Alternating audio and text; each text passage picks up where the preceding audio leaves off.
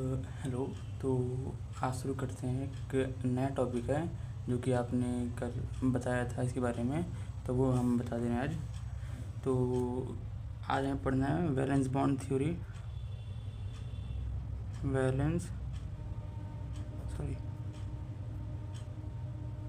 Bond theory. So valence bond theory पढ़ने से पहले जो है कुछ बात जान लेते हैं जो कि हमें इसमें पढ़नी है इस टॉपिक में। तो पहले जो टॉपिक आता है इसमें कोवैलेंसी आते हैं। कोवैलेंसी तो नाम से ही पता चल रहा है, कोवैलेंसी मतलब कोवैलेंट से कुछ रिलेटेड। तो इनकी किसी भी एटम में जब कोई एटम जो होता है मिलकर कोई मॉलिक्यूल बनाता है तो उसमें अगर कोवैलेंट बॉन्ड के थ्रू बन रहा है तो उसमें जितने भी कोवैलेंट बॉन्ड बन रहे होते हैं उन्हें कहते हैं उनकी covalency. The number of covalent bonds formed by किसी भी एटम से, बाई एनी एटम, उसे उसकी कोवैलेंसी कहते हैं। फॉर एग्जांपल हम CH4 का एग्जांपल लेते हैं तो CH4 में इसका स्ट्रक्चर ऐसे बनेगा H H H H। सो अगर मैं कार्बन की बात करूँ तो कार्बन की उसकी कोवैलेंसी कितनी हो जाएगी? 1 बॉन्ड, 2 बॉन्ड, 3 बॉन्ड, 4 बॉन्ड। मतलब कि कार्बन की ये जो कोवैलेंसी है वो हो जाएगी हमारी 4। मान लीजिए हम लेते हैं SO3 का एग्जांपल, तो S double bond O double bond O double bond O।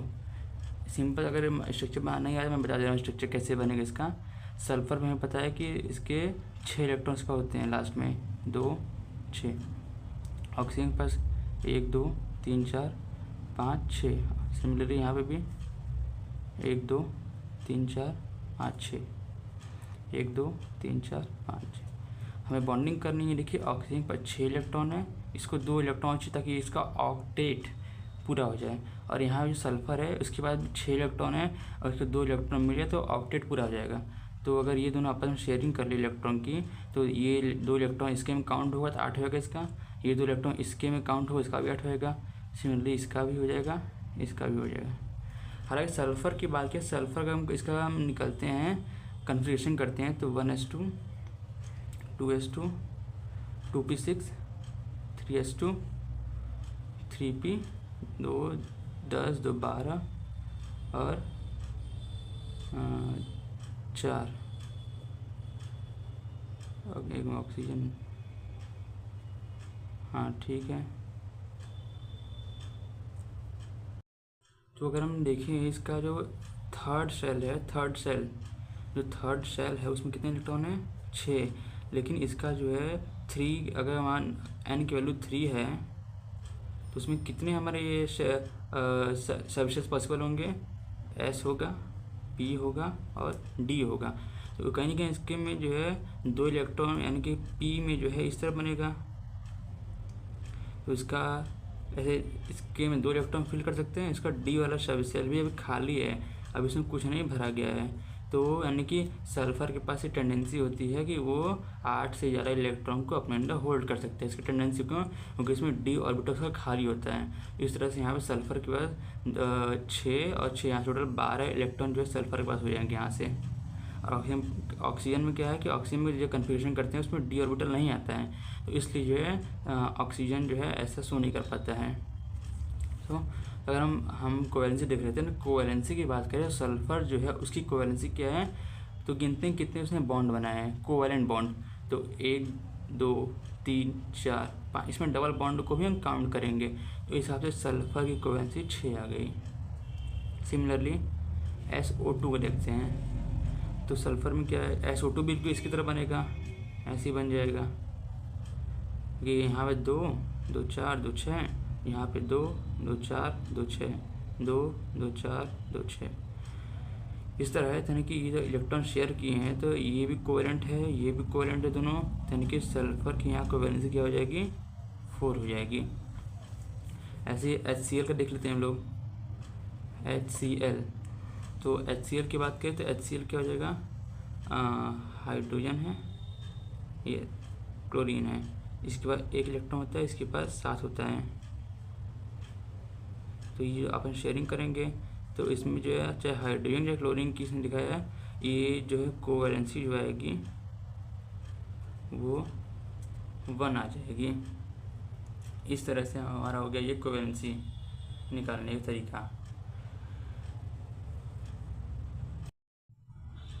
एक बात और कर लेते हैं, कभी कभार होता है क्या है, कभी कभार कि कुछ मॉलिक्यूल्स ऐसे होते हैं जिनमें लगेगा कि यार ये कमी बॉन्ड बनाएगा, लेकिन वो लोग क्या करते हैं, अपने इलेक्ट्रॉन्स को एक्साइटेड स्टेट में भेज देते हैं, जिसकी वजह से उनकी कोवैलेंसी बढ़ जाती है।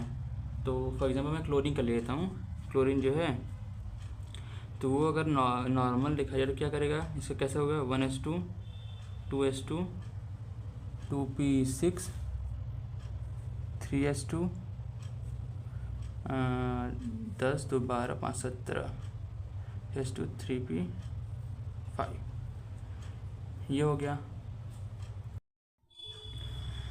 तो अगर मैं ये लिखूँ तो ये नोबल गैस कॉन्फ़िगरेशन इतना हो गया, मतलब हमें लिखा है, तो इसका सेकंड सेल सब सेल तक पूरा फिल है। थर्ड की बात करते हैं, थर्ड में क्या है, 3s2 है और 3p5 है, इसको बना लेते हैं। ये जो है ग्राउंड स्टेट का बात कर रहे हैं।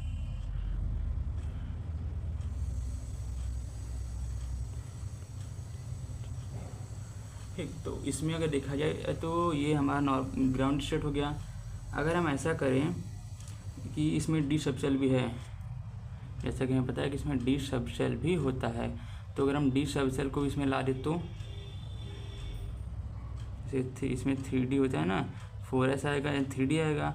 तो अगर 3p है तो उसका ऊपर डी सबसेल भी तो है, तो इलेक्ट्रॉन को जो है डी में तो भेज सकता है एक्साइटेड स्टेट में जाके।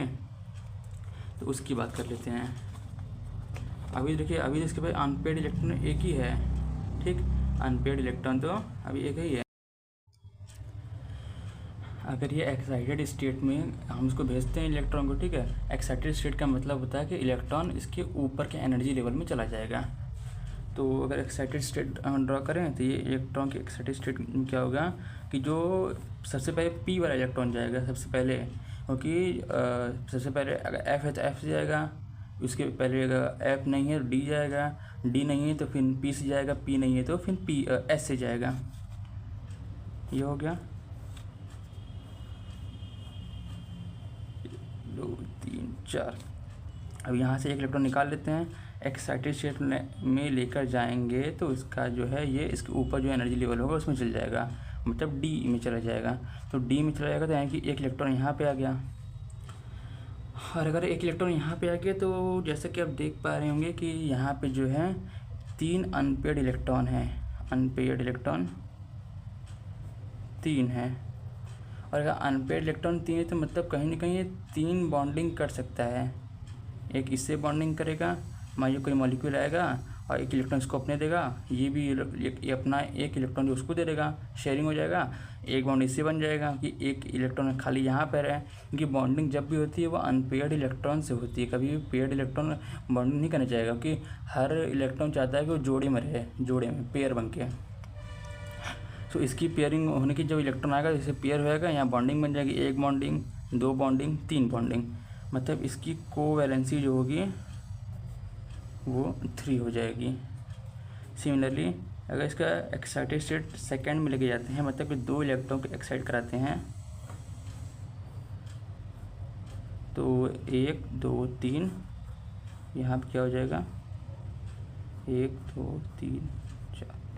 तो यहाँ पे जो है दिखाया जाए 3 2 5, यहाँ पे अनपेयर्ड इलेक्ट्रॉन जो है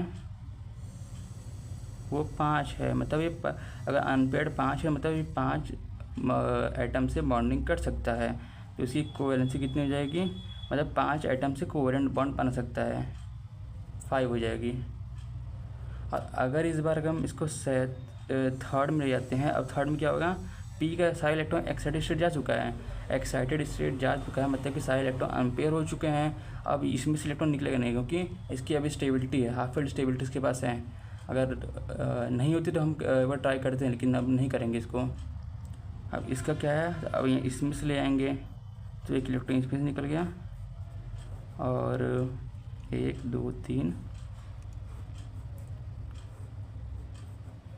1 2 3 सो 1 2 3 इस बार क्या है 3 3 6 7। तो यहाँ पे इस बार अनपेयर्ड इलेक्ट्रॉन जो है वो 7 है, तो कोवेलेंसी इसकी हो जाएगी सॉरी हाँ अनपेयर्ड 7 है, कोवेलेंसी यहाँ पे 7 हो जाएगी। मतलब कि हम यहाँ से ये देख पा रहे हैं कि ज़रूरी नहीं कि अगर हम ऐसे नॉर्मल तो मॉलिक्यूल देख के बता सकते हैं कि उसकी कोवेलेंसी क्या होगी। इनके अगर क्वेश्चन में ऐसा कुछ नहीं दे, क्वेश्चन बोल दे बताइए इसकी कोवेलेंसी कितनी हो सकती है, तो यहाँ पे हमें देखना पड़ेगा कि हमारा ये कोई क्वेश्चन दे दिया, बोल दिया कि बताइए इसमें कौन कौन सी कोवेलेंसी पॉसिबल, मतलब कि कितने कोवेलेंट बॉन्ड बना सकता है, वो पॉसिबल क्या क्या हैं। ऑप्शन हमारा यही दे दिया, हमें क्लोरीन का दे दिया, क्लोरीन का दे दिया, ऑप्शन दे दिया लेट सपोज 7 दे दिया, 6 दे दिया, 4 दे दिया, 2 दे दिया, अभी ऑप्शन दे दिया। अब हमें जब पता होगा कि एक्साइटेड स्टेट का कॉन्सेप्ट क्या होता है, तो हम इलेक्ट्रॉन को एक्साइट करा के देखेंगे कि 2 तो पॉसिबल होगा नहीं, 3 पॉसिबल होगा, 4 पॉसिबल नहीं होगा, 5 पॉसिबल होगा, ये भी पॉसिबल नहीं होगा, तो 7 ही आंसर होगा। इस तरह के क्वेश्चन आते हैं कई बार। ऐसे अगर हम दिखाना चाहे तो हम कार्बन भी दे सकते हैं। लेट सपोज कार्बन है तो उसका क्या होता है 1s2 2s2 2p2, 1 तो पूरा कंप्लीटिव फील्ड है। तो हम बात करेंगे S की, तो 2s2 एंड 2p2,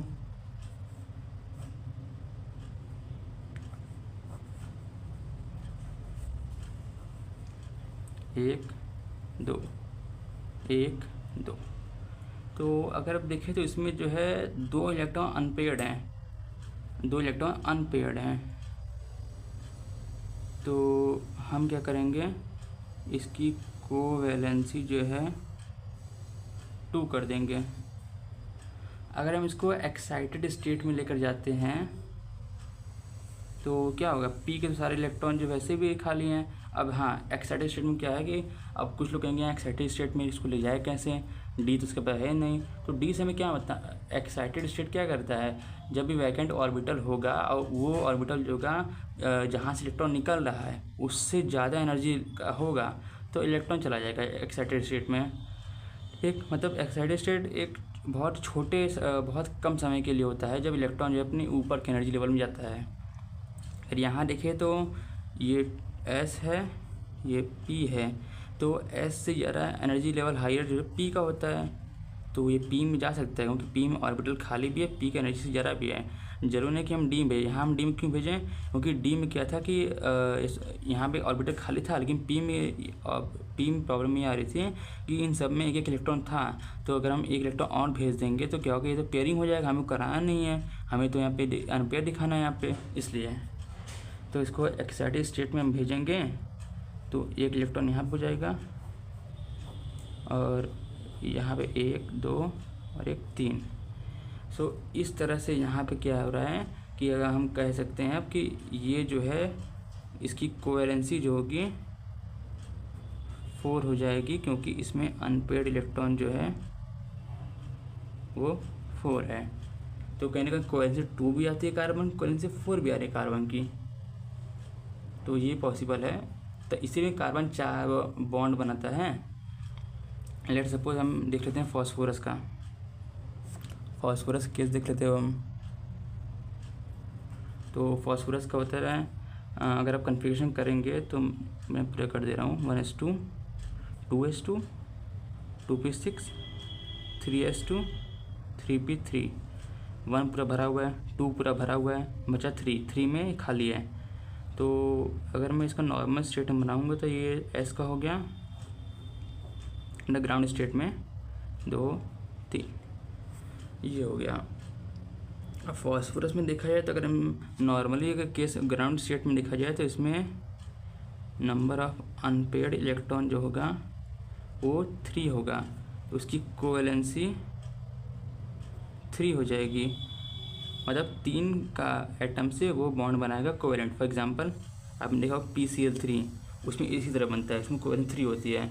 अगर हम बात करें कोवेलेंसी 5 की, मतलब इसको एक्साइटेड स्टेट में लेकर जाएं तो तो अगर हम एक बार एक्साइटेड स्टेट लेते हैं, तो एक्साइटेड स्टेट, तो यहाँ से क्या होगा, एक इलेक्ट्रॉन निकले, क्योंकि यहाँ हमने देखा था कि जो पी में क्या था कि इसका जो पी सबशेल था उसमें तीनों ही में जो है इलेक्ट्रॉन एक था, तो वहाँ से निकाल नहीं सकते क्योंकि वो खाली भी जगह निकालेंगे तो, और हम निकालना होगा ऐसे निकालना पड़ेगा, निकालना होगा तो ऐसे निकालना पड़ेगा। ये 3D है, ये 3P है, ये 3S है। सो इसमें से इसका तो ऐसे पहले था ही, अब ये इलेक्ट्रॉन P में आ नहीं पाएगा, इसको और ऊपर के एनर्जी लेवल में जाना है, तो ये ऑब्वियसली D में ले आएगा। तो इस तरह से अनपेयर्ड इलेक्ट्रॉन जो है वो 5 हो गए, तो कोवेलेंसी मतलब कि 5 एटम से कोवेलेंट बॉन्ड बना सकता है। फॉर एग्जांपल PCl5, ये आपने देखा होगा कई जगह मॉलिक्यूल PCl3, PCl5।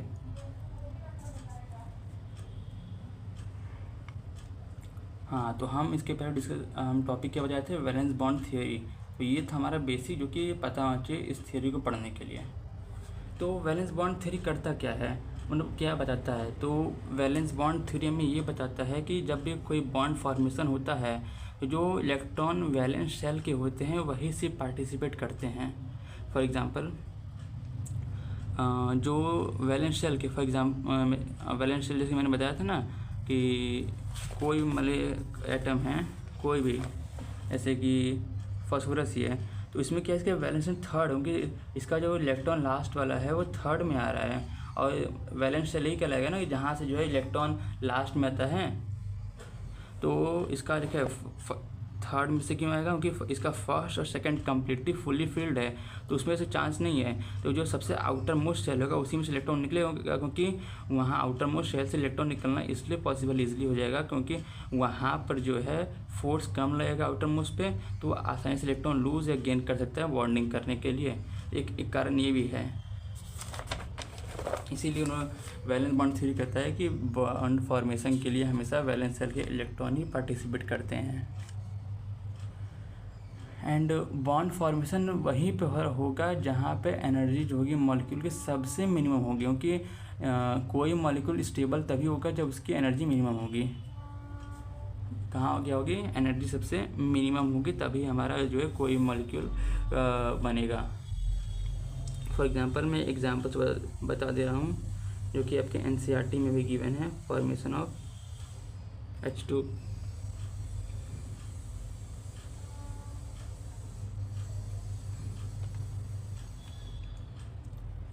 तो मान लीजिए हमारे हाइड्रोजन के 2 एटम्स हैं, एक यहाँ पर है एक यहाँ पर स्टेट है, तो इनके बीच में काफ़ी ज़्यादा दूरी है,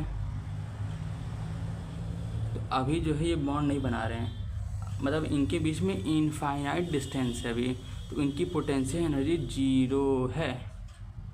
ठीक, अब क्या करेंगे, ये धीरे धीरे मॉलिक्यूल एक दूसरे के पास आना शुरू होंगे, तो जब पास आना शुरू होंगे तो पास आए इधर से भी आ रहे हैं, जब मान लीजिए यहाँ पे जो है दोनों पास आ गए, अब पास आ गए तो जैसे जैसे पास आएंगे इनकी एनर्जी जो होती है नेगेटिव में जाती जाएंगी, नेगेटिव में पोटेंशियल एनर्जी जाएंगी, तो इनका जो कर्व आएगा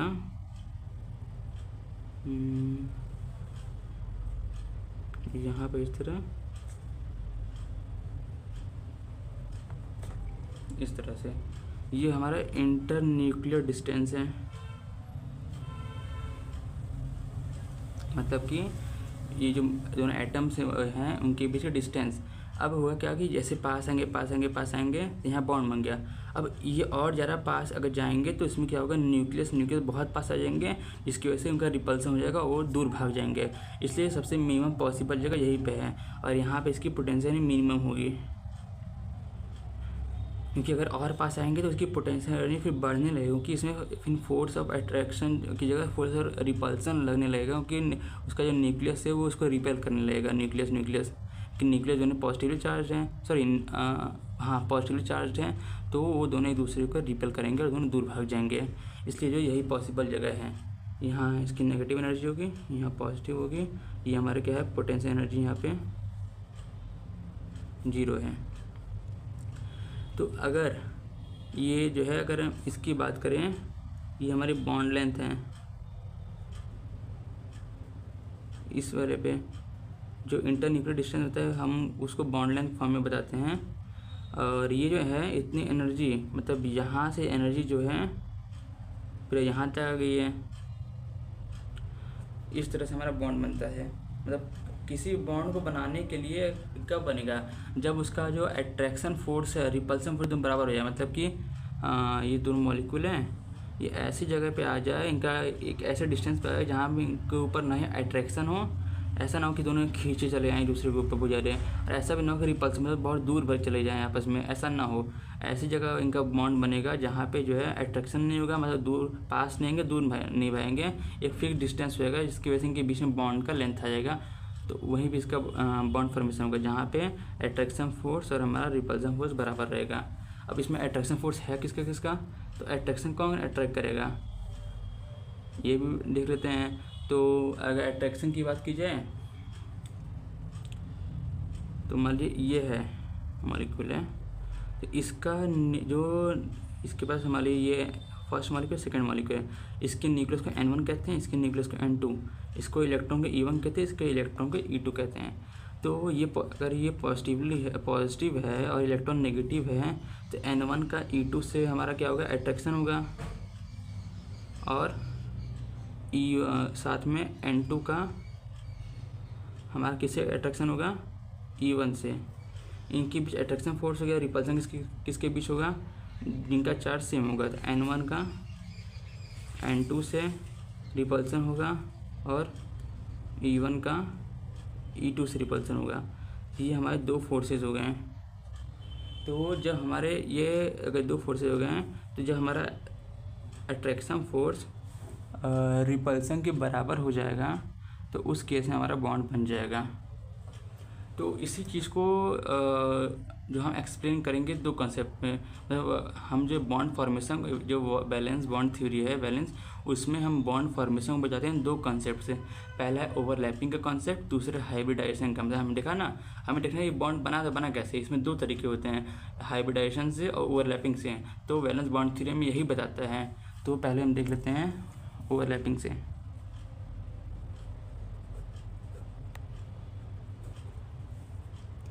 ओवरलैपिंग से तो ओवरलैपिंग क्या होता है, ओवरलैप से समझ में आ रहा है कि कोई भी मतलब कोई दो चीज़ होंगी जो आपस में एक के ऊपर एक आएंगी, ओवरलैप करेंगी, ये होता है ओवरलैपिंग। तो उसमें क्या करेंगे, ओवरलैपिंग ऑफ ऑर्बिटल्स पढ़ेंगे हम लोग। मतलब जो ऑर्बिटल्स जो होंगे ऑर्बिटल्स वो एक दूसरे के ऊपर ओवरलैप कर जाएंगी, वो होगा। तो इसमें कुछ बातें हैं जो कि ध्यान रखनी है कि ओवरलैपिंग जो होती है सिर्फ ओनली वैलेंस सेल की जो होती है वो वही ओवरलैपिंग करके बॉन्ड बना सकते हैं। क्योंकि अब मैंने बताया था इलेक्ट्रॉन उन्हीं के पास वो निकल सकता है, बाकी में तो हो नहीं पाएगा। इसके पहले मैं बताया था क्यों ऐसा होगा, ओनली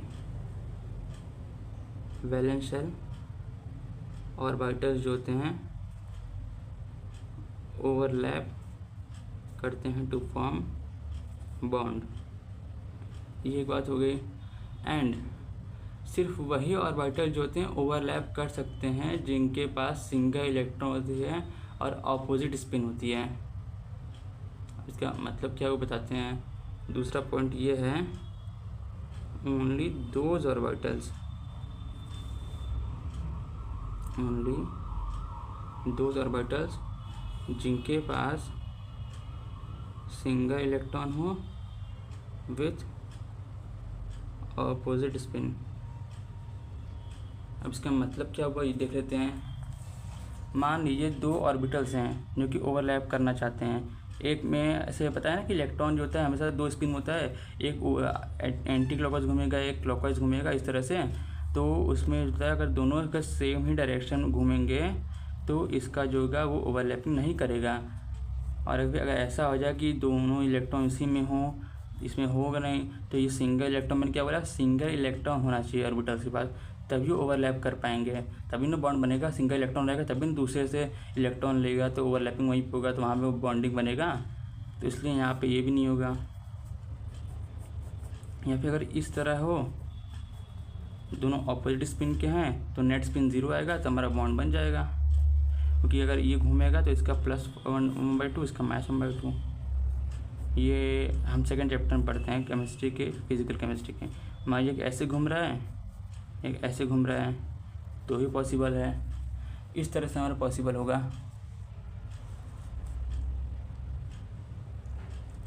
अगर दोनों एक ही डायरेक्शन घूमेंगे तो पॉसिबल नहीं होगा। अगर दोनों इलेक्ट्रॉन एक ही में होगा तब तो कोई बात ही नहीं है कि हाँ हुआ क्या नहीं होगा, दोनों अपोजिट स्पिन के होने चाहिए। तो ऑर्बिटल जो होते हैं ओवरलैप दो तरीके से करते हैं ऑर्बिटल्स। पहला तो होता है हेड ऑन। पहला क्या होता है? Head on overlapping. और दूसरा होता है साइडवेज ओवरलैपिंग। Sideways overlapping. तो हेड ऑन ओवरलैपिंग क्या होता है? हेड ऑन मतलब कि हेड, नाम से लग रहा है कि इनका जो है ऊपर से ओवरलैप करेगा या साइड से ओवरलैप करेगा, ये नाम से लग रहा है। लेकिन हाँ एक बात जान लीजिए, हेड ऑन ओवरलैपिंग जब होता है, ये मैं बताऊँ कैसे होता है। तो हेड ऑन ओवरलैपिंग हुआ तो इसमें सिग्मा बॉन्ड बनेगा, मतलब सिंगल बॉन्ड वाला। और जब ये बनेगा साइडवेज तो पाई बॉन्ड बनेगा, या फिर अगर डेल्टा बॉन्ड बनेगा। लेकिन हमें डेल्टा बॉन्ड जाना नहीं है, हमें फोकस करना है पाई बॉन्ड पे और सिग्मा बॉन्ड पे। तो ये हो गया। अब बात कर लेते हैं ओवरलैपिंग। जैसे कि मैं ऑर्बिटल्स क्या क्या ओवरलैप कर सकते हैं? एस है, पी है, डी है। बेसिकली हम यही तीन पढ़ना है सिलेबस में। तो हम बात करें जब एस और एस आपस में ओवरलैप करते हैं, एस और एस, तो एस और एस आपस में ओवरलैप कर रहे हैं तो एस क्या होता है? ऑर्बिटल सर्कुलर शेप में होता है इस तरह से, ठीक है। तो अगर और ये जो होता है इनकी कई एक्सिस होती है, जैसे कि ये एक्स में है कि वाई में है, जेड में है, ये तीन एक्सिस में होते हैं। भाई हम पहले को फिक्स कर लेते हैं, दूसरे एक्स को एक बार एक्स में रखते हैं, एक बार वाई में, एक बार जेड में। अब सर्कुलर है, इसको तुम किसी भी एक्सिस में रख लो, ये जो है हमेशा सेम ही रहेगा। तो एस शब्द से जो है कि ऐसे है, ये एक्स एक्सिस, ये वाई एक्सिस, जेड एक्सिस। तब हम इसको किसी भी एक्सिस में रख ले तो बॉन्ड तो ऐसे भी आसानी से बन जाएगा, क्योंकि ऐसे करके बॉन्ड बन जाएगा, साइड हमारा ओवरलैप कर जाएगा। तो एस सबशेल जो होता है वो सिग्मा बॉन्ड बनाता है। एस सबशेल क्या करता है? सिग्मा बॉन्ड बनाता है हमारा। क्यों? क्योंकि इसमें एस सबशेल का शेप सर्कुलर होता है, तो कहीं से भी करेंगे हमारा ये बनेगा। अब बात करते हैं एस प्लस पी ओवरलैप की। एस प्लस पी ओवरलैप की यहाँ लिखते हैं। अब यहाँ एक मैं बता दे रहा हूँ पी जो होता है उसका स्ट्रक्चर कैसा होता है। तो जो पी हमारा ऑर्बिटल होता है उसका स्ट्रक्चर कुछ इस तरह से होता है, इस तरह से। तो ये ऐसे एक्स में भी हो सकता है, ये वाई में हो सकता है, ये ऐसे जेड में भी हो सकता है। ये तीन डायरेक्शन पॉसिबल होंगे। इसका एक डायरेक्शन है, इसका एक डायरेक्शन देख के लग रहा है इसका डायरेक्शन होगा। ये एक्स में भी हो सकता है, वाई में हो सकता है, जेड में भी हो सकता है, तीन डायरेक्शन में हो सकता है। तो बात कर लेते हैं जब हमारा एस हो, क्योंकि एस जो ऑर्बिटल है उसका कोई डायरेक्शन होता नहीं, सर्कुलर है, हर तरफ उसका डायरेक्शन सेम आएगा। S plus p x, s plus p y, s plus p z. अब मान लीजिए ये एक एक्सिस लेते हैं, एक वाई एक्सिस, एक जेड एक्सिस।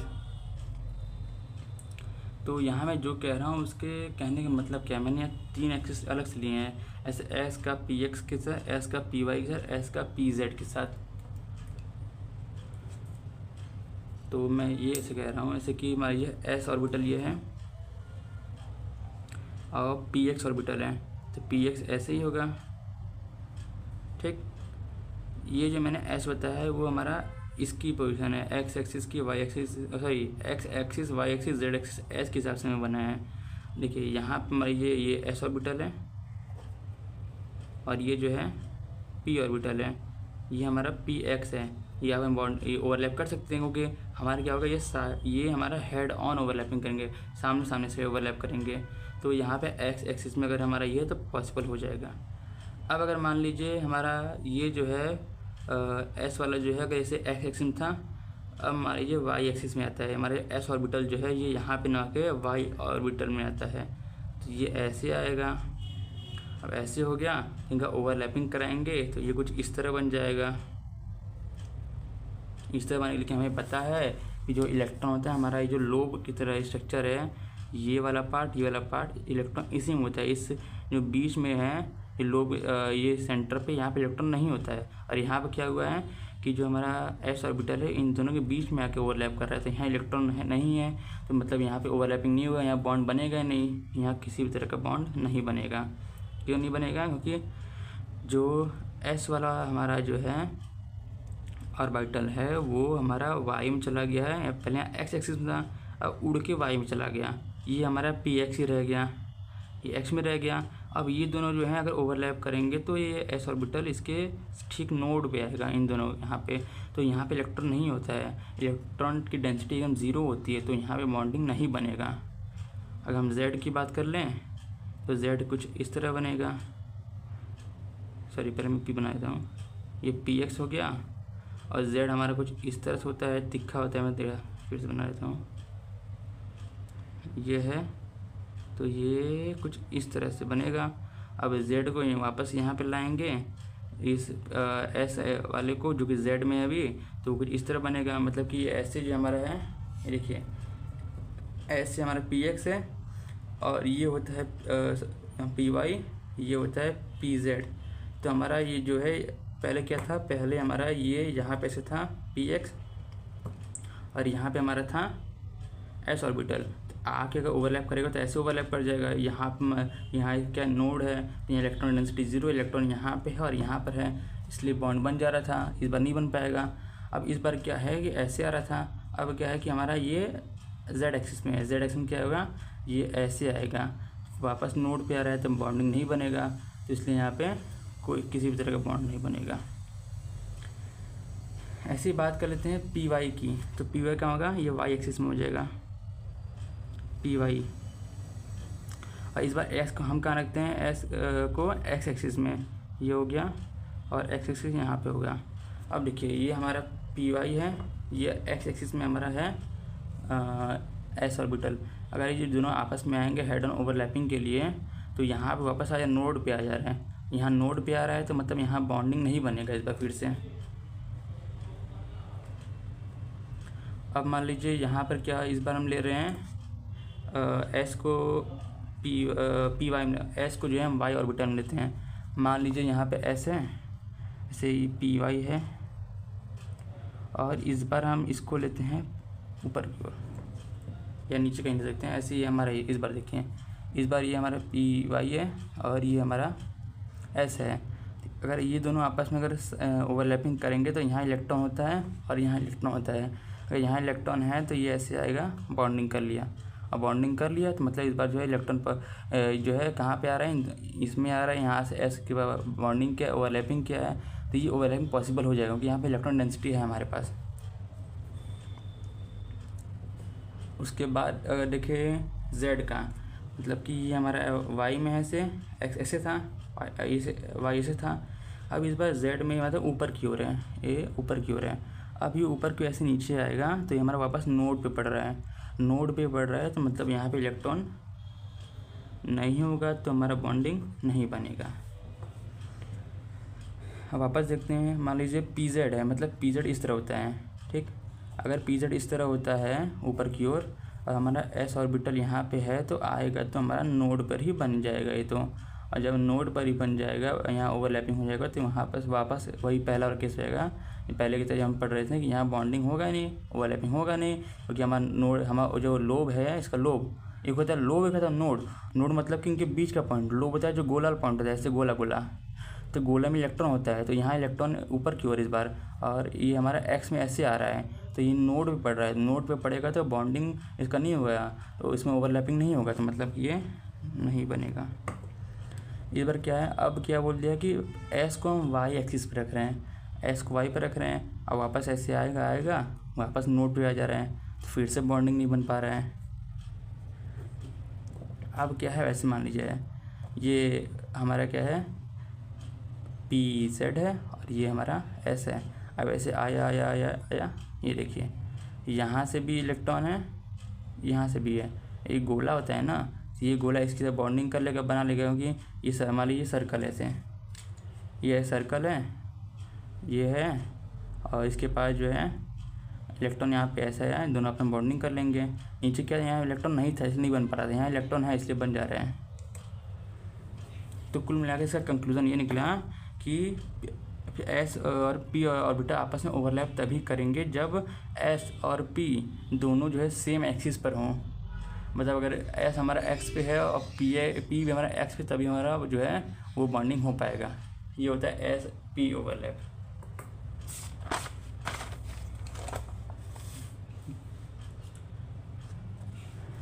तो अब बात करते हैं पी प्लस पी ओवरलैप की। जब हमारे दो पी ऑर्बिटल ओवरलैप करेंगे तो अब देखा है तो यहाँ पे बहुत सारे केसेस पॉसिबल हो सकते हैं कि इसमें क्या क्या बन सके, क्या क्या नहीं बनेगा।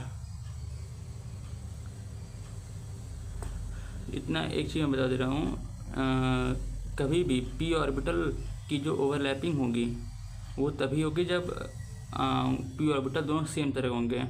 जैसे मैंने पीछे लिखा था ना, जैसे मान लो पी एक ऐसे है, एक ऐसे है, तो कभी ओवरलैप नहीं होगा, नोड पे आ जाएगा। एक ऐसे हो, एक ऐसे हो, तो भी नहीं होगा।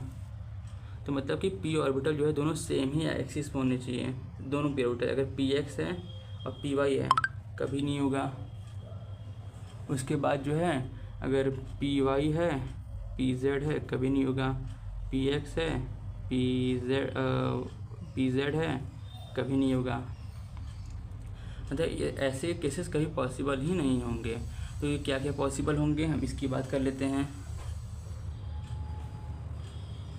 अगर हमारा पी एक्स हो प्लस पी एक्स हो, पी वाई हो प्लस पी वाई हो, पी जेड हो प्लस पी जेड हो, इसमें कुछ केसेस हैं, एक्स एक्सिस, वाई एक्सिस और जेड एक्सिस।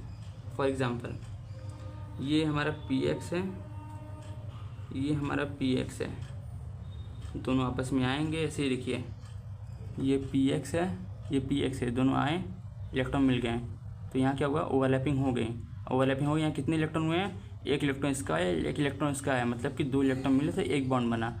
एक बॉन्ड बना मतलब कि यहाँ पे साइड, ये हमारे क्या है, ये हमारी ओवरलैपिंग हो गई है, और ये हेड ऑन ओवरलैपिंग हुई है, इनका सर अपन टकराया है, तो इस तरह से यहाँ पे सिग्मा बॉन्ड बन जाएगा। ठीक, अब मान लीजिए ये भी पी एक्स है, ये भी पी एक्स है, ठीक, ये भी पी एक्स है, ये भी पी एक्स है। अब दोनों जो है क्या कर रहे हैं, दोनों वाई एक्सिस में चले गए हैं, वाई एक्सिस में चले जाएंगे। मान लीजिए ऐसे है, ऐसे मान लीजिए कैसे है हमारा, ये है, तो पहला वाला पी एक्स यहाँ है, दूसरा वाला पी एक्स जो इसकी वाई एक्सिस है इसमें चला गया ऊपर की ओर, तो यहाँ पी एक्स हो गया। पहले क्या था कि हमारा पी एक्स जो था दोनों ऐसे ऐसे थे, अब क्या है, पी एक्स जो है कि यहाँ है, दूसरा उसकी जस्ट ऊपर की ओर वाई एक्स में चला गया। अब क्या हो रहा है, यहाँ पे जो ओवरलैपिंग होगी कैसे होगी, दोनों पास आएंगे आएंगे आएंगे आएंगे, अब वापस आगे पास में।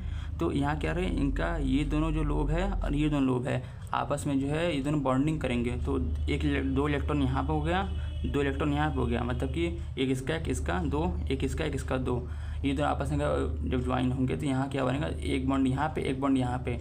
जब दो बॉन्ड एक साथ बनता है उसे पाई बॉन्ड कहते हैं, क्योंकि वो हमारा साइडवेज ओवरलैप हो गया। देखो ना, ये दोनों साइड से आ रहे हैं। पहले क्या था, ऐसे हेड टू हेड लड़ रहा था, इस बार क्या है कि एक यहाँ पे, अगर एक्स में तो है ही, ये भी एक्स वाला भी है, दोनों एक्स के स्ट्रक्चर ऐसे होता है ना, लेकिन फ़र्क क्या है, दोनों एक्स जो है इस बार वाई डायरेक्शन में आ रहे हैं। ये तो अपना है, ये दोनों ऐसे हैं, अब दोनों वाई के डायरेक्शन में ऐसे आ रहे हैं, बन गए बॉन्डिंग। तो यहाँ क्या ओवरलैपिंग हमारी कैसी हो गई, साइडवेज हो गए, साइड से ओवरलैपिंग हो गई, तो यहाँ बन जाएगा पाई बॉन्ड। अब ऐसे हमारा जेड एक्सिस क्या होता है, जेड एक्सिस हमारा ऊपर की ओर होता है, ऐसे था एक्स वाई और ये हो गया हमारा जेड। अगर ये जेड हो गया, अब इनका देखा जाए तो जेड में क्या है, ये ऊपर की ओर जाएंगे। पहले क्या था, ये ऐसे थे, अब ये दोनों ऐसे हो जाएंगे। अब भाई दोनों ऐसे हो गए, ये जेड में चला गया। अब क्या है, दोनों ऐसे आएंगे आएंगे आएंगे आएंगे, ऐसे आपस में ओवरलैप कर जाएंगे। ओवरलैप करेंगे तो वापस देखा जाए तो यहाँ पे ये दोनों का लोब दोनों आपस में मिल जा रहा है, और दोनों को लोब मिल रहा है तो कहीं ना कहीं यहाँ पे क्या बन जा रही है, साइडवेज ओवरलैप बन रही है। अगर साइडवेज ओवरलैप बन रही है तो यहाँ पे पाई बॉन्ड बन जाएगा। वैसे देखें पी वाई का, पी वाई अब पी वाई अगर देखा जाए तो अगर इन दोनों एक ही डायरेक्शन में है, ये भी वाई में ये भी वाई में है, तो दोनों ऐसे मिलेंगे। यहाँ क्या हो गया, इनका बॉन्डिंग बन गया, ओवरलैपिंग हो गया। कौन सी ओवरलैपिंग हो गई, हेड ऑन ओवरलैपिंग हो गई। अगर हेड टू हेड इनका टकरा है तो मतलब यहाँ पे बनेगा हमारा सिग्मा बॉन्ड। अब इस बार अगर ये दोनों अगर मान के चलते हैं वाई में है, सॉरी वाई में थे, अब एक्स में आ गए हैं या जेड में आ गए, ऐसे वाई है। एक्सिस कैसे होता है, इस तरह होता है, ये पहला वाई हो गया, ये दूसरा वाई हो गया एक्स एक्सिस में। इस बार क्या होगा, दोनों आपस में आएंगे मिल गए, और मिले तो एक दो ऊपर मिले, दो ऊपर नीचे मिले, इनका क्या होगा, इस बार पाई बॉन्ड बनेगा। उसी तरह इसका भी बनाएंगे तो इसका भी पाई बॉन्ड बन जाएगा। अब पी जेड की बात कर लेते हैं, ये पी जेड है, ये पी जेड है, मतलब एक पी जेड ऐसे है, एक पी जेड ऐसे है ना, ऐसे ऊपर की ओर, तो दोनों इस बार टकराएंगे तो इनका क्या बन जाएगा, इनका बनेगा हमारा ओवरलैपिंग होगा, और कौन सा होगा, हेड ऑन, तो इसका सिग्मा बॉन्ड बन जाएगा। अब ये भी है ये भी है, और इस बार दोनों क्या हैं, कहाँ खड़े हैं, ये हमारा वाई एक्सिस ऊपर जा रहा है इस तरह से, एक यहाँ खड़ा कर दिए, एक यहाँ, और दोनों पास लाएंगे तो हमारा क्या हो जाएगा, यहाँ ओवरलैपिंग होगा तो कौन सा होगा, साइडवेज, तो यहाँ हो जाएगा पाई बॉन्ड, यहाँ भी हो जाएगा पाई बॉन्ड। तो ये चीज़ ध्यान रखना है, और ये चीज़ हमें काम आगे आएगा, इसका यूज़ है। फ़िलहाल तब इसका उतना गुजारे हमें यूज़ नहीं पड़ेगा इस चैप्टर में, मतलब पड़ेगा कब, जब स्ट्रक्चर हम बनाएंगे बहुत डिटेल वाला तब पड़ेगा। तो इतना समझिए कि हमारा सिग्मा बॉन्ड बनाना है, सिग्मा बॉन्ड बनाने के लिए हमें एस ऑर्बिटल की ज़रूरत पड़ेगी। बिना एस ऑर्बिटल के हमारा सिग्मा बॉन्ड बन ही नहीं पाएगा, क्योंकि हमने देखा कि जहाँ जब भी पी बॉन्ड आया है दो साथ में तो हमसे पाई बॉन्ड ही बना है, सिग्मा बॉन्ड बनने के चांसेस, मतलब ऐसा नहीं बना है, लेकिन चांसेस कम थे, ज़्यादातर चांसेस पाई बॉन्ड बन रहे थे। अगर हमारा सिग्मा बॉन्ड है तो कन्फर्म है कि या तो सिग्मा बॉन्ड अगर एस ऑर्बिटल है तो कन्फर्म है कि सिग्मा बॉन्ड बनेगा, या तो कोई बॉन्ड ही नहीं बनेगा। ठीक है, तो अब बात कर लेते हैं स्ट्रेंथ की, मतलब अगर दो ऑर्बिटल ओवरलैप कर रहे हैं तो किसकी ज़्यादा पावर होगी, किसकी कम पावर होगी। तो स्ट्रेंथ जो ओवरलैपिंग कर लें या फिर एक्सटेंड कर लें, तो जब बॉन्ड की जो स्ट्रेंथ होती है, बॉन्ड की स्ट्रेंथ होती है डायरेक्टली प्रोपोर्शनल होती है स्ट्रेंथ ऑफ ओवरलैपिंग। स्ट्रेंथ का मतलब होता है उस पर कितनी पावर है उसके पास कितनी पावर ये होता है। तो अगर स्ट्रेंथ ऑफ ओवरलैपिंग,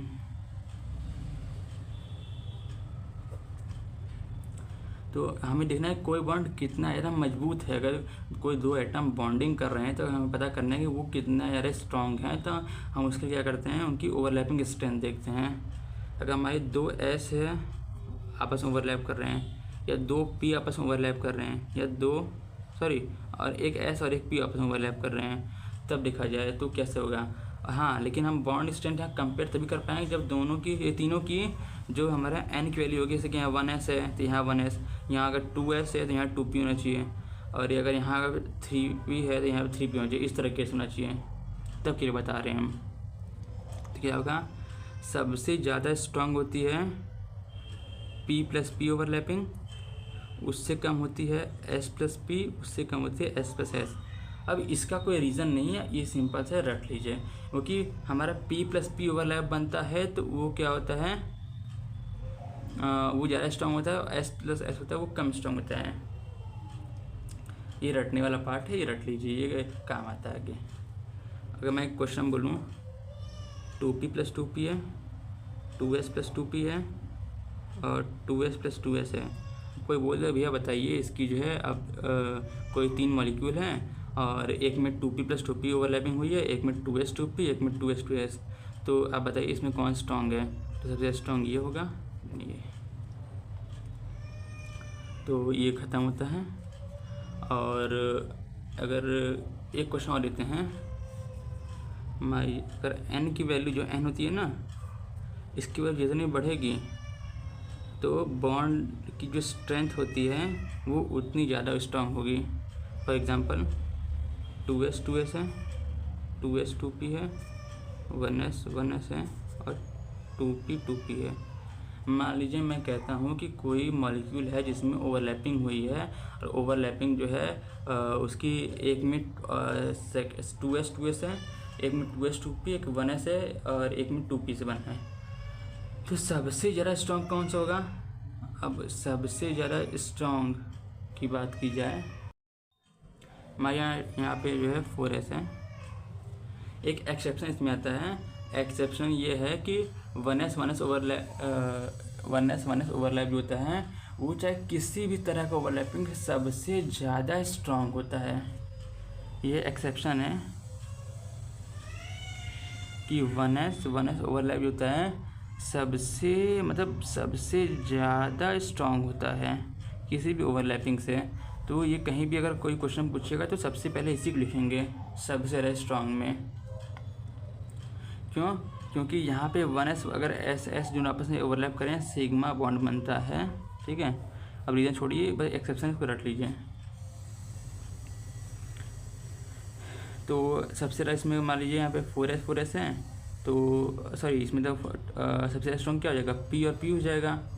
तो ये d है, ये b है, ये c है, सॉरी ये c है, ये b है, a है, तो सबसे ज़्यादा स्ट्रॉन्ग d हो जाएगा। अब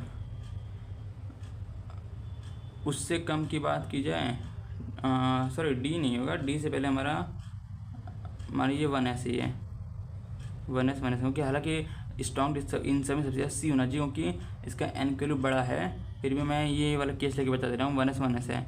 अगर 1s है तो मैंने बोला था कि 1s की स्ट्रॉन्ग सबसे ज़्यादा होता है, इसकी जो ओवरलैपिंग सबसे ज़्यादा स्ट्रॉन्ग होगी सबसे पहले c होगा, जो d होगा। अब फिर sp का ओवरलैपिंग स्ट्रॉन्ग होता है b, देन a। अगर ना 4s भी होता तो भी इसमें यही केस होता, तो भी इसका आंसर यही होता कि n वैल्यू बढ़ रही है तो हमारा ओवरलैपिंग का जो स्ट्रेंथ है वो बढ़ जाएगा। ठीक है,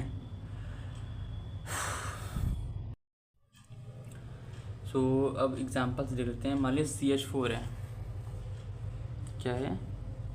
CH4 है, तो CH4 का वैलेंस सेल क्या होगा? सबसे लास्ट सेल कौन सा होगा? 2s2 2p2, सबसे लास्ट वाला सेल। तो इसको क्या करेंगे? सबसे पहले इसमें देखिए ये इसके पास 4 बॉन्डिंग हुई है, 4 बॉन्डिंग हुई है और यहाँ पे अनपेयर्ड इलेक्ट्रॉन कितने? मैं बोला था सिंगल अनपेयर्ड इलेक्ट्रॉन ही ओवरलैपिंग कर पाएंगे और यहाँ पे सिंगल अनपेयर्ड इलेक्ट्रॉन 2 ही हैं। क्या करेंगे? यहाँ से इसको एक एक्साइटेड स्टेट में लेंगे, ये भी एक ग्राउंड स्टेट में है, तो इसका एक ऑर्बिटल खाली है तो यहाँ चला जाएगा। अब क्या है कि अनपेयर्ड इलेक्ट्रॉन जो है, अनपेयर्ड इलेक्ट्रॉन जो है हमारे पास 4 हैं। अब क्या होगा? जब अनपेयर्ड इलेक्ट्रॉन 4 हैं तो अब हाइड्रोजन है, हाइड्रोजन क्या होगा? उसमें एक ही इलेक्ट्रॉन होता ही है, तो 4 हाइड्रोजन एटम आएंगे और एक इससे बॉन्डिंग कर लेगा, इससे एक इससे एक इससे, यहाँ पे स्ट्रक्चर बन जाएगा। तो अब बात करते हैं स्ट्रक्चर की, वो कैसे बनेगा, तो बना के देख लेते हैं। ये कार्बन है, अब यहाँ देखें तो कार्बन में एक ऑर्बिटल ये हमारा s का है और ये 3 जो है p के हैं, p के, एक px है क्योंकि अगर p में 3 ऑर्बिटल हैं तो ऑब्वियसली एक इसमें x का होगा, एक y का होगा, z का होगा, क्योंकि अगर दोनों ऑर्बिटल कभी भी सेम एक्सिस पर नहीं हो सकते हैं। p में 3 ऑर्बिटल होते हैं जो कि तीनों अलग अलग एक्सिस पे होते हैं। तो पहले हम इसका s ऑर्बिटल बना लेते हैं, ये हो गया c का s ऑर्बिटल। ठीक है, अब हम c का बना लेते हैं इसका p ऑर्बिटल, ये हो गया हमारा y वाला ऑर्बिटल, ये वाला हो गया z, सॉरी x, ये हो गया x का, ये y का, ये z का। आई नो कि थोड़ा ये स्ट्रक्चर जो है थोड़ा मतलब बहुत 3D पक गई है, लेकिन अब ऐसे बनेगा ये लिखा है। तो अब देखें हमारा क्या हो रहा है, यहाँ पे जो ओवरलैपिंग होगी वो कैसे होगी? ये s वाला है, इसमें s ऑर्बिटल है और इसमें s है। हमने पढ़ा है कि s हो और p हो तो उनका जो ओवरलैपिंग होगा हमेशा क्या होगा? सिग्मा बॉन्ड देगा। अब इसमें ये बॉन्ड पहले से बन रहा है तो हमें देखना नहीं है कि ये हमारा s px में है, s वाला हमारा जो x में कि y में, सिंपल से जो है हम ऐसे बना देंगे। वो जो बस ऐसे नॉर्मल कहीं क्वेश्चन में डिटेल मैथ तब देखते हैं। यहाँ पे अगर सिंपल स्ट्रक्चर बनाना है, अगर हमारे पास s ऑर्बिटल है नॉर्मली हम ये इसको ऐसे एस ऑर्बिटल है, यहाँ से बना देंगे, ये ऐसे एस ऑर्बिटल है, बना दिए, एक ये हो गया, एक ये हो गया, अब एक ये और बचा, बन गया। क्योंकि अगर ये हमारा एक्स में है तो एस ही अपने आप ही एक्स में आ जाएगा, एस वाला ऑर्बिटल, क्योंकि इसको बॉन्डिंग करनी है। ये अगर वाई में है ये अपने आप वाई में आ जाएगा, ये जेड में है ये अपना भी जेड में आएगा। अब यहाँ कितने एच हो गए, 3 एच हो गए, तीनों एच जो है तीनों अपनी पी से बॉन्डिंग कर लिए हैं। अब ये हमारा बचा एस वाला, एस और एस ये बॉन्डिंग कर लिए, ये आपस में बन गया। मैं इसको अच्छे से बता दे रहा हूँ। मान लीजिए ये कोई कार्बन है तो इसकी एक ऑर्बिटल भी इस तरह है, ठीक। इसकी जो दूसरी ऑर्बिटल है वो कुछ इस तरह है, और इसकी जो तीसरी ऑर्बिटल है लेट सपोज कुछ इस तरह से है, पी वाली मैं बता रहा हूँ अभी, पी वाली ये कुछ इस तरह से है, ठीक। और ये जो ब्लैक पेन, ये ब्लू पेन बना रहा हूँ, ये हमारी एस की ऑर्बिटल हो गई। तो अब क्या होगा कि यहाँ बॉन्डिंग होगी, तो ये वाला जो है ये दोनों एक ही चीज़ है, तो यहाँ पे साइड अगर ऐसे तो साइडवेज ओवरलैप ही होगा, साइडवेज ओवरलैप, और ये साइडवेज ओवरलैप, 3 हो गए, और एक ओवरलैप यहाँ से हो जाएगा एस का, यानी कि यहाँ क्या हो गया, हमारा यहाँ पे बॉन्डिंग हो गई, CH4 का स्ट्रक्चर बन गया। आप देख रहे हैं इसमें कौन कौन सी इसमें इन्वॉल्व ऑर्बिटल्स, ऐसे कि ये जो है कार्बन का कौन सा इसमें एस है, कार्बन का 2s है, हाइड्रोजन का 1s है। इसमें क्या है, ये जो है 2p है, 2p कौन सा है हमारा, y वाला है, 1s है। ये 2p का x वाला है, ये 1s है। ये 2p का z वाला है, ये 1s है। तो इस तरह स्ट्रक्चर बनता है। स्ट्रक्चर बनाना होगा ऐसे ही बनेगा स्ट्रक्चर। हम बात कर लेते हैं इसका जो वैलेंस बॉन्ड थ्योरी था उसका एडवांटेज क्या था। उसका एडवांटेज ये था कि ये बहुत से ऐसे मॉलिक्यूल्स होते हैं जिनकी बहुत से कैरेक्टरिस्टिक होती है बॉन्ड की इनके अंदर, वो हम इससे पता लगा सकते हैं। जैसे कि बॉन्ड लेंथ हो गया, बॉन्ड की स्ट्रेंथ हो गई कि बॉन्ड कितना मजबूत है वो। उसके बाद जो है ये हमें बताता है कि डिसोसिएशन बोल रहा हूँ, मतलब इसमें हम ये पता लगा सकते हैं कि कोई मॉलिक्यूल अगर बॉन्डिंग कर रहा है तो उसमें जो है किस तरह का उसका शेप होगा, उसका नेचर ऑफ बॉन्ड कैसा होगा, ठीक है, वो हम बता सकते हैं। और साथ में हम इसमें बहुत से मॉलिक्यूल की जो स्टेबिलिटी जो पहले नहीं डिफाइन कर पा रहे थे वो हम इसमें स्टेबिलिटी बता सकते हैं कि वो स्टेबल क्यों है। फॉर एग्जांपल जैसे कि BF3 है, उसमें AlCl3 है, तो इसमें मॉलिक्यूल स्टेबल क्यों है, एक स्टेबिलिटी का रीज़न बता सकते हैं, जो कि ऑक्टेट टूल में इसको एक्सेप्शन बताया गया था कि ऑक्टेट टूल में बताया गया था जैसे PCl5 है तो उसमें इसका ऑक्टेट क्या होता है, 8 ही इलेक्ट्रॉन होते हैं, जो कि PCl5 में क्या होता है 8 से ज़्यादा इलेक्ट्रॉन होते हैं। तो उसमें ये हमें VBT बताता है वैलेंस बॉन्ड थ्योरी की स्टेबल क्यों है। BF3 में कम ही इलेक्ट्रॉन पे स्टेबल क्यों हो गया, या फिर AlCl3 में जो है कम ही इलेक्ट्रॉन पे स्टेबल क्यों हो गया, ये हमें यही बताता है, वैलेंस बॉन्ड थ्योरी बताता है कि कैसे ये स्टेबल हैं। तो ये इसके एडवांटेजेस हो गया। एग्जाम्पल फॉर एग्जाम्पल अब देखते हैं Cl2 एग्जाम्पल। Cl2 में वैलेंस शेल कौन सा है, 3s2 है, 3p5 है। ये आपको पता चलेगा जब आप कॉन्फ़िगरेशन करेंगे। तो 3s2 सॉरी ये नहीं है, 1 2 3 4 5 ये हो गया। और यहाँ पे Cl2 का एक और बनाएंगे हम लोग, क्योंकि 2 Cl हैं, 1 2। तो अगर देखा जाए तो यहाँ पे क्या है, इन दोनों का एक एक ऑर्बिटल है, दोनों का एक एक इलेक्ट्रॉन खाली है, सॉरी हाँ एक एक इलेक्ट्रॉन दोनों खाली है। तो अगर ये है तो इसको ऐसे बनाएंगे। हमें बॉन्डिंग बनानी है ना, बॉन्डिंग हम क्या करेंगे, अगर एक सीधा बना रहे हैं तो एक उल्टा बनाएंगे जानबूझकर, क्योंकि मैंने बोला था कि जो है जब बॉन्ड तभी बनेंगे जब इलेक्ट्रॉन जो है अलग अलग स्पिन के होंगे, सेम स्पिन के नहीं होंगे। अभी क्या होगा, यहाँ पे ये दोनों आपस में ओवरलैप कर लेंगे, ओवरलैप कर लेंगे। अब क्वेश्चन आता है कि यहाँ पे ओवरलैप करेंगे कैसे, क्योंकि हमें ये कैसे पता चलेगा कि ये कौन सी ओवरलैपिंग है, साइडवेज है, कौन सी है। तो ये बताइए, ऐसे Cl है, ये हो गया Cl है, तो हमें ये बताइए कि यहाँ पे Cl को इलेक्ट्रॉन कितने की नीड है। इस Cl को एक इलेक्ट्रॉन मिला, इसका ऑक्टेट पूरा होगा, स्टेबल हो जाएगा। इस इलेक्ट्रॉन को जो है क्लोरीन, ये क्लोरीन है, इसको एक इलेक्ट्रॉन मिल जाए, ये जो स्टेबल हो जाएगा। तो अब ये बताइएगा, एक इलेक्ट्रॉन में कौन सी ओवरलैपिंग मिलता है, साइड वेज में या फिर हमारा जो है कौन सी हेड ऑन थी, दो थी, इनमें से किस में हमारा एक इलेक्ट्रॉन मिलता है, हमें किस में मिलता है। साइड वेज क्या था, साइड वेज में एक इलेक्ट्रॉन इससे मिलेगा, एक इलेक्ट्रॉन इससे मिलेगा, तो हमें दो इलेक्ट्रॉन मिल जा रहा है, दो बॉन्ड बन जा रहा है। यहाँ पे अगर हम इसको जो है हेड ऑन ओवरलैप कराते हैं तो ये सिर्फ इसी एक ही लोब से इलेक्ट्रॉन मिलेगा। अगर एक ही इलेक्ट्रॉन मिलेगा तो हमारा सिंगल इलेक्ट्रॉन मिलेगा, तो यानी कि हमारा यहाँ क्या हो जाएगा, इन दोनों को हम कराएंगे साइड वेज ओवरलैप ना करा के हेड ऑन ओवरलैप कराएंगे। इस तरह हो गया हमारा ये। तो यहाँ पे पी पी ओवरलैप तो हुआ है, कौन सा हुआ है यहाँ पे ओवरलैप हुआ है हेड ऑन, क्योंकि यहाँ सिग्मा बॉन्ड बन गया, इसीलिए इस तरह से पहचानते हैं।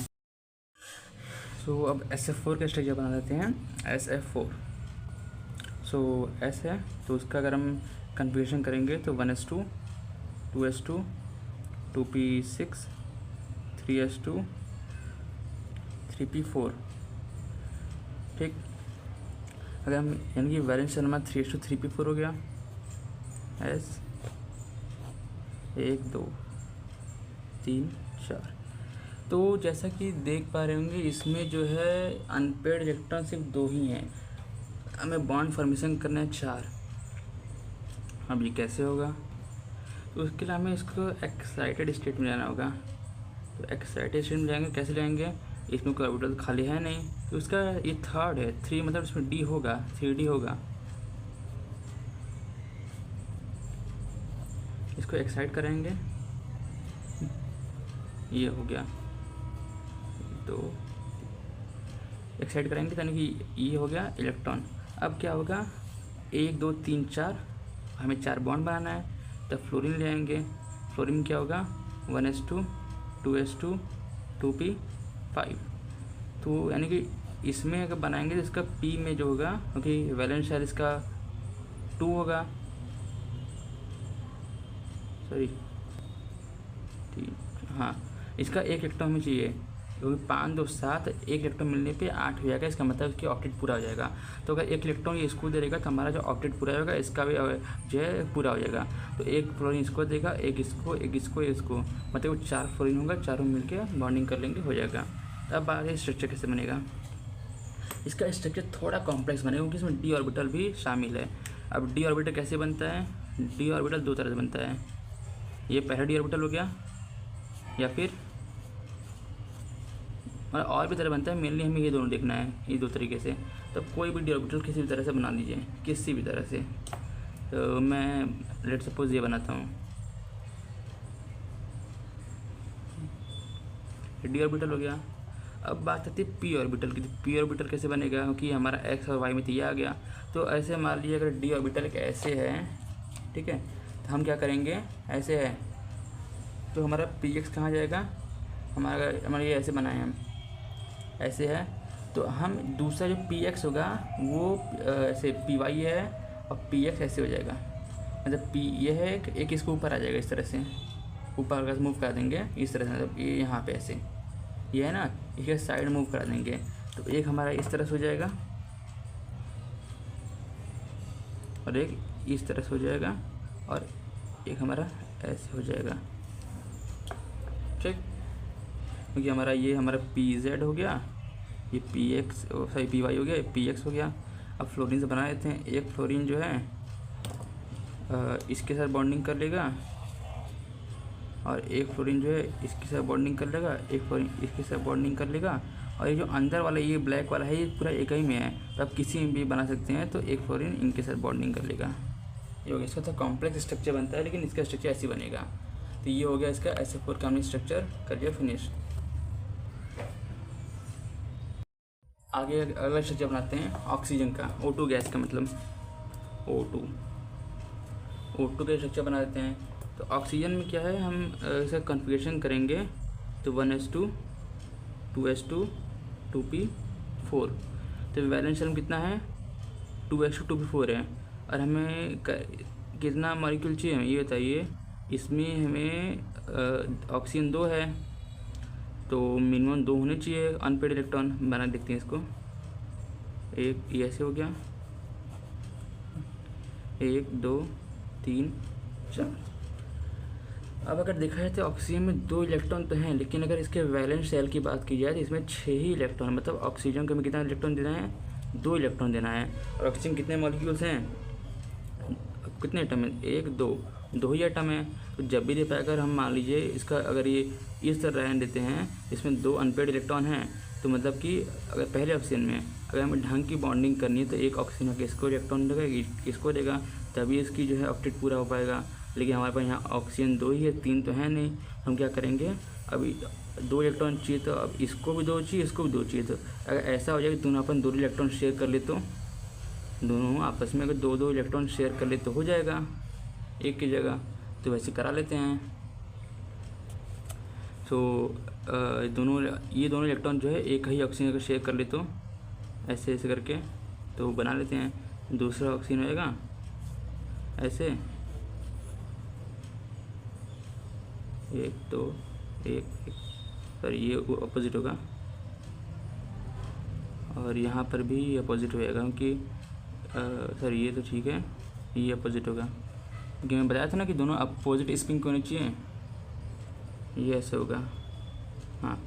तो ये दोनों आपस में बॉन्डिंग कर लेंगे, हमारा स्ट्रक्चर बन जाएगा। क्योंकि हमें जो है 2 ऑक्सीजन को 2 इलेक्ट्रॉन चाहिए तो ये दोनों आपस में शेयर कर लेंगे।